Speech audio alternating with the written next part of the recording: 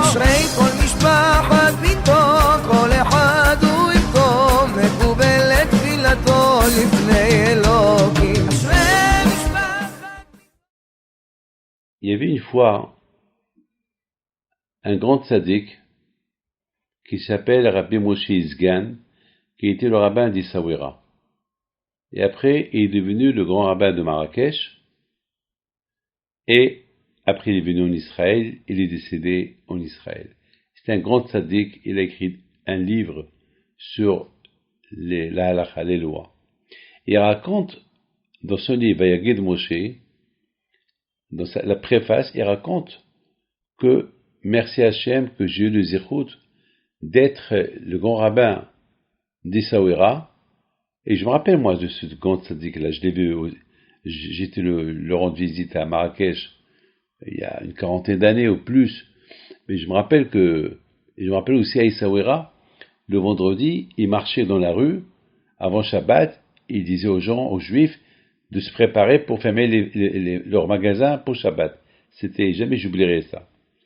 Alors, il raconte dans le livre que il a écouté qu'une fois Rabbi Haïm Pinto le Grand, celui que là on l'a fait à Essaouira, il avait une vingtaine d'années, il était encore jeune, lorsqu'il est devenu le grand rabbin d'Issaouira, il avait que 18 ans.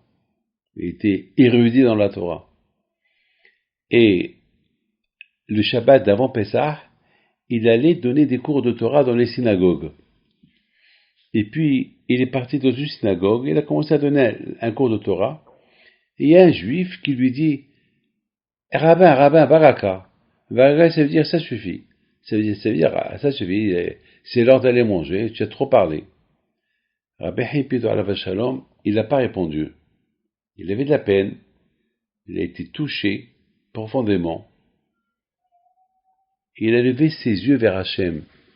Il a dit, Hachem, je suis jeune, cette ville, elle est pleine de juifs, et pour gérer ces juifs-là, il faut que je sois autonome.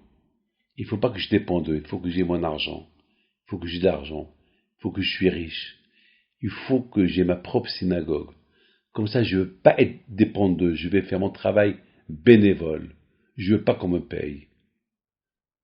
Rabbi Haïm Pinto alav shalom dit Hachem, si j'ai ma propre synagogue, personne ne me dira baraka.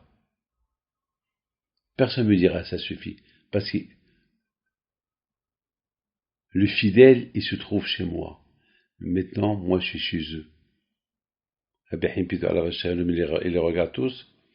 Il leur dit, celui qui veut partir, qui sort, mais ceux qui veulent continuer à écouter les halachot, qui restent et qui continuent.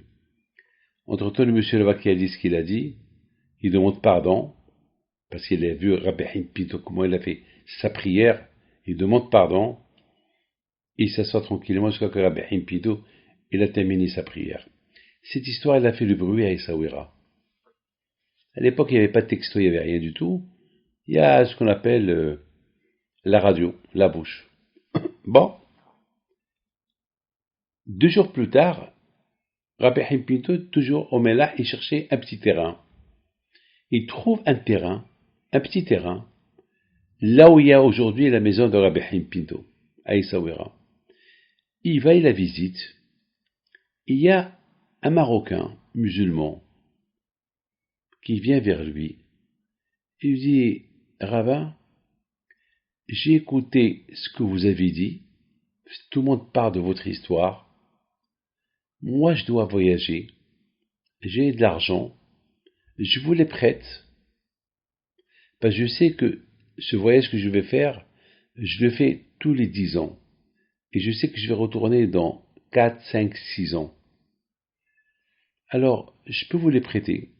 Entre-temps, vous achetez ce terrain, d'ailleurs je connais le propriétaire, vous construisez votre synagogue, il va vous rester un peu d'argent, et si Dieu veut, Inch'Allah, je retourne, vous allez me rendre. Et Rabbi Haïm Pinto dit, et si j'ai pas d'argent? Il lui dit, c'est pas possible, D'ici là, vous aurez de l'argent, vous allez les garder. C'est pas possible. Mais c'est sûr, pendant 4, 5 ans, 6 ans, je ne vais pas vous embêter. Parce que je sais que c'est un long voyage. Et si jamais je ne retourne pas, alors l'argent est à vous. Rabbi Hipido Alav Shalom, il fait avec lui un papier. Il reçoit l'argent et Rabbi Hipido il achète le terrain. La même année, il a construit sa synagogue. Regardez Rabotai le kouah du tzaddik. Mais Rabbi Hipido Alav Shalom, il a donné un ordre à ses enfants et ses enfants à leurs petits-enfants jusqu'à maintenant, que si les enfants de Abdurrahman, il arrive un jour pour réclamer son argent, avec le papier qu'ils ont signé, même s'il faut vendre à la synagogue, ils lui rendent l'argent. Jusqu'à maintenant, ce monsieur n'est pas retourné. La maison, elle a été achetée avec de l'argent. On ne sait pas qui a donné cet argent, mais une chose est certaine, que personne, c'était en héritage de père en fils. Rabbi Hipido le Grand Alav Shalom, il a laissé en héritage la maison à ses enfants, Rabbi Dan Pinto. Après, c'était Rabbi Hipido qui est enterré à Casablanca. Après, c'est mon père et ses frères. Et jusqu'à maintenant, elle est toujours là. Alors, le rez-de-chaussée, c'est Rabbi Hipido le Grand qui l'a construit. Le premier étage où il y a la synagogue, c'est Rabbi Yehuda Pinto qui l'a construit.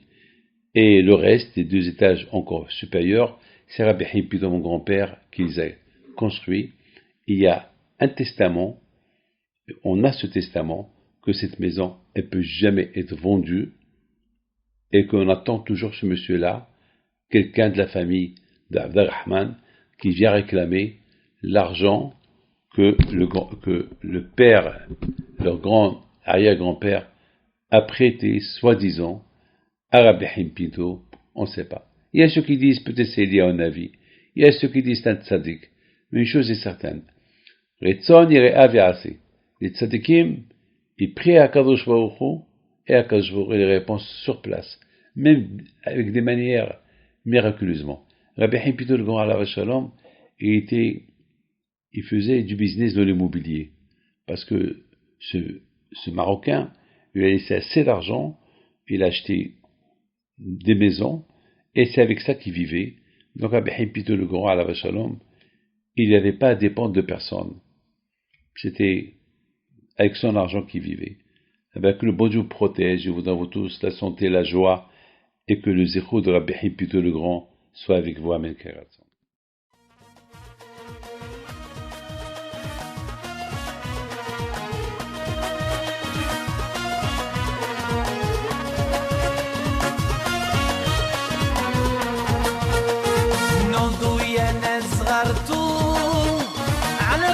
حيم بنتو وقف لنا زي